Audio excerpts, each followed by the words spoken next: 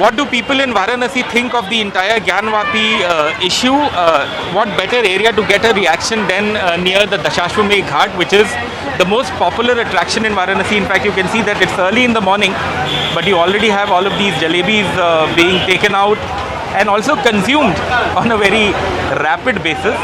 All this will be empty in the next 5 to 10 minutes. That much I can assure you. You can also see puri kachori, again something that is a staple Varanasi breakfast. Even to this side, in this shop, you have these imarti shaped jalebis, you have puri kachoris being taken out, you have samosas. So all of these things are what we in Banaras consume early in the morning. But I think it's also important to get a sense on what the people think of this entire Gyanvapi issue. I have this gentleman here, sir. आप अखबार पढ़ रहे हैं, आपने बताया कि आप रोज़ पढ़ते हैं अखबार. ये बताइए कि पिछले पूरे हफ्ते या 10-15 दिन में जो ज्ञानवापी को लेके मुद्दा हुआ है, उसके बारे में आप क्या सोचते हैं? पहले इसके बारे में सोचना ये भी है कि जब से ये प्रकरण उठा है तब से थोड़ा मार्केट जो है डीम हो गया. यात्री आना जाना थोड़ा सा उसका प्रभाव पड़ा है. यात्री आना जाना, ये जो भी मार्केट आप देख रहे हैं, कल से शुरू हुआ है. मौसम थोड़ा सा करवट लिया है, इसकी वजह से कल से मार्केट शुरू हुआ है. जो भीड़ जो देख रहे हैं कल से पैदा हुआ है. इसके पहले 10 दिन एकदम सन्नाटा, एकदम मतलब कम थे कोई. हाँ, एकदम यात्री का आना जाना कम. अभी भी पेपर में वही पढ़ रहे हैं कि लोग होटलों की बुकिंग रद्द करवा रहे हैं. 2 महीने की बुकिंग, जो अगस्त सितंबर अक्टूबर तक की बुकिंग थी, वो सब रद्द हो रहा है इस माहौल की वजह से. तो आप क्यों समझते हैं ऐसा क्यों हो रहा है? लोग क्यों कमा रहे हैं? क्या मतलब कोई चिंता है मन में इसलिए, या क्यों? अब देखिए, हर आदमी के मन में एक दुविधा रहती है ना.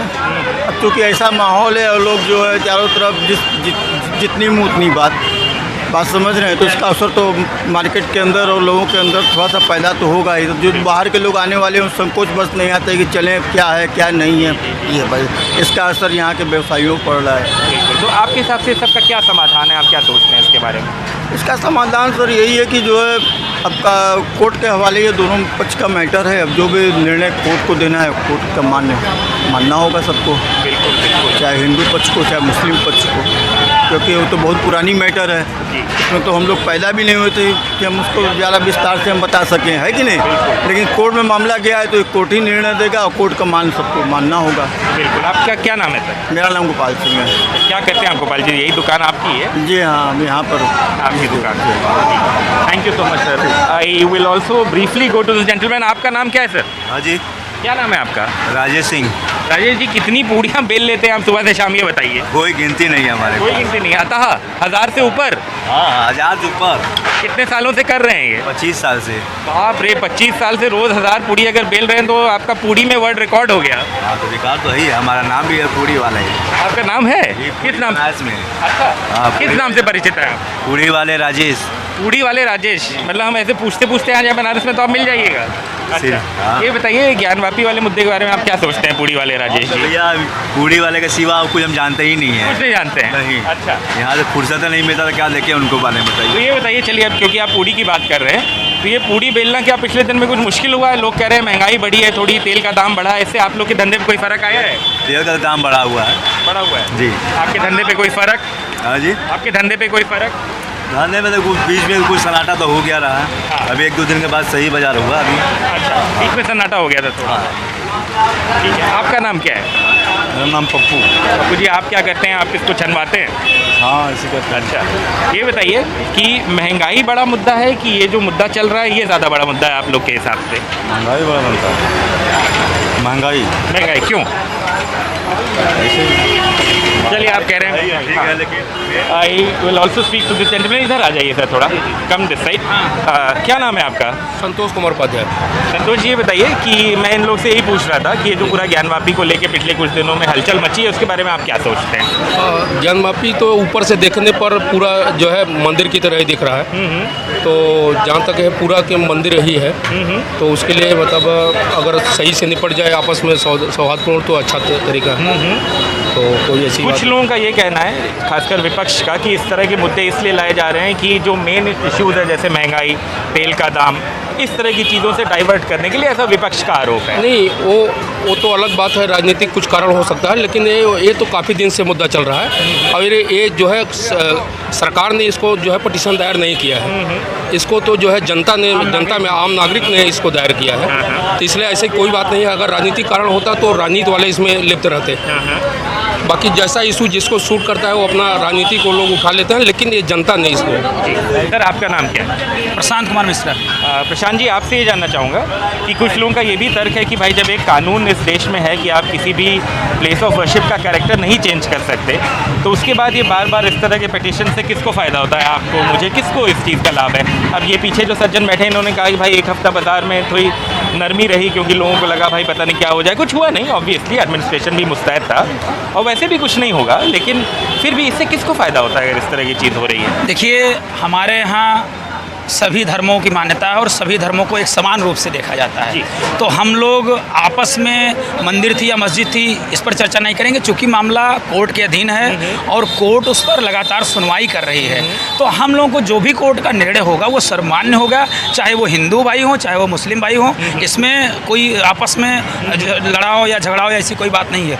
कोर्ट का जो भी डिसीजन होगा वो हम लोगों को सर्वमान्य होगा। अब वो कोर्ट क्या करती है, किन किन पक्षों को रखती है, अभी जैसे उस पर जाँच चल रही है, अंदर जा रहे हैं गर्भगृह में क्या है, उसके नीचे क्या है, खुदाई क्या मिले, क्या अवशेष मिले, उसके आधार पे जो कोर्ट डिसीजन देगा हम लोगों को वो हम लोग सौहार्दपूर्ण तरीके से मानेंगे उसको।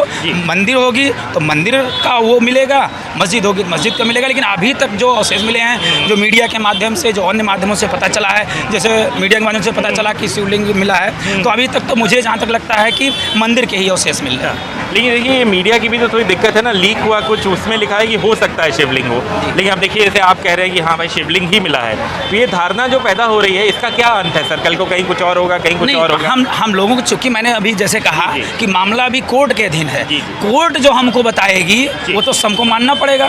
तो हम लोग उस कोर्ट के डिसीजन का इंतजार करते हैं, पहले से ही माहौल ख़राब नहीं करते। हम कोर्ट के डिसीजन का इंतजार करेंगे और जो भी कोर्ट डिसाइड करेगी हम लोग उसको मानेंगे। ठीक है मैम, आपका नाम क्या है? प्रतिमा। प्रतिमा जी, व्हाट डू यू थिंक, आप क्या सोचती हैं सबके बारे में? सर सही सोच है। हाँ। हम लोग भारतवासी हैं, हाँ। एक देश में रहते हैं, हिंदू मुस्लिम सिख ईसाई आपस में भाई भाई, तो हम लोग को मिल के रहना चाहिए। और जो भी सबूत मिलेंगे मंदिर या मस्जिद, वो तो साफ दिखता है कि क्या है, जो आंखों से दिखे उसको सबको मानना पड़ेगा। कोर्ट का जो निर्णय होगा वो माना जाएगा। और हम वही जैसे मैं इनसे भी पूछ रहा था प्रतिमा जी की सबका अंत क्या है, फिर आज यहाँ है, कल कहीं कुछ और, कल कहीं कुछ और, तो हम लोग तो इसी में फंसे रह जाएंगे। कोई मुझे उस दिन कह रहा था कि हम यही करते रहेंगे और कुछ दिन बाद हम लोग 2000 का सिलेंडर भराएंगे, फिर 3000 का भराएंगे, फिर इसका क्या अंत है बताइए? महंगाई के लिए आप बोल रहे हैं? वही पूछ रहा हूँ कि एक तरफ वो भी तो बहुत बड़ा मुद्दा है। महंगाई तो बहुत है, लेकिन अब क्या किया जाए, जो सरकार का डिसीजन होगा मानना पड़ेगा। हर चीज़ की महंगाई, डिमांड बढ़ रही है, तो मांग, जैसे मांग बढ़ेगी तो महंगाई अपने आप बढ़ेगी। इतनी जनसंख्या है, पब्लिक है, उत्पादन कम है, हर चीज़ फैक्ट्री में उतनी नहीं हो पा रही, तो डिमांड बढ़ेगी और रेट, हर चीज़ का रेट भी बढ़ेगा। बिल्कुल। हाँ सर, कुछ कह रहे थे आप? मुझे ये लगता है, जैसा आपने अभी महंगाई की बात, मुझे नहीं लगता महंगाई है। अच्छा। आप यहाँ से कहीं बाहर चले जाइए, क्या महंगाई है, एक चीज़ आप बता दीजिए महंगाई है। लोग क्या सस्ता है उस पर ध्यान नहीं दे रहे। अभी मैं दर्शन करने गया था, आप बताइए 10 रुपये में फूल मिल रहा है, क्या चाहते हैं? 100 रुपये में तो नहीं मिल रहा, 50 रुपये में मुझको नाव वाला यहाँ से लेके वहाँ बेचारा जा रहा है, श्रमिक है, टहला रहा। हम लोग दर्शन करने आ रहे हैं, दान की चीज़ें करने आ रहे हैं। सर वो इसलिए टहला रहा हूँ क्योंकि अगर वो आपसे कहे कि 70 रुपये तो आप दे ही ना। जी नहीं, मैंने देखा है, मैंने एक लोग से पूछा, उसने कहा भैया 50 है, दूसरे ने भी कहा 50 है। कोई बार्गेनिंग, मुझे ये तो बड़ा अच्छा लगा यहाँ करके कि कोई बार्गेनिंग नहीं, उनका फिक्स है 50 रुपये सवारी, वो कहते हैं तो लेते हैं, इसमें कोई बहुत बार्गेनिंग नहीं है। प्रसाद है, माला है, प्रसाद है, सब 10-10 रुपये में मिल रहा है, मैक्सिमम सामान 10 रुपये में। कहाँ महंगाई है बताइए?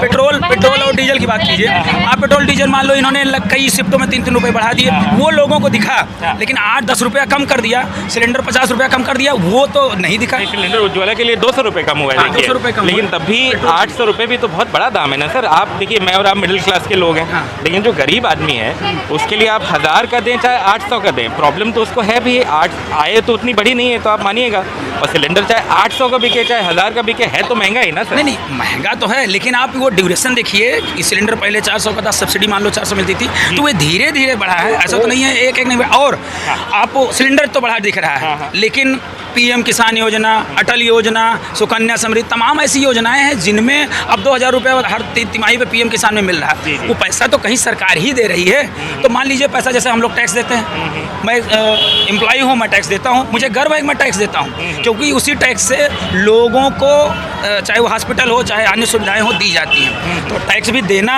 जो टैक्स भोगी हैं उनको टैक्स देना चाहिए। और हमारे देश में हमारे प्रधानमंत्री जी इस समय, मेरा मानना बहुत अच्छे हैं मोदी जी, और मोदी जी जो भी कहेंगे हम लोगों से हम वो लोग करेंगे। हम लोगों को अपने देश में शांति चाहिए, दूसरे देशों से अच्छा व्यवहार चाहिए, चाहे वो आर्थिक पहल हो, राजनीतिक पहल हो, कुछ भी हो।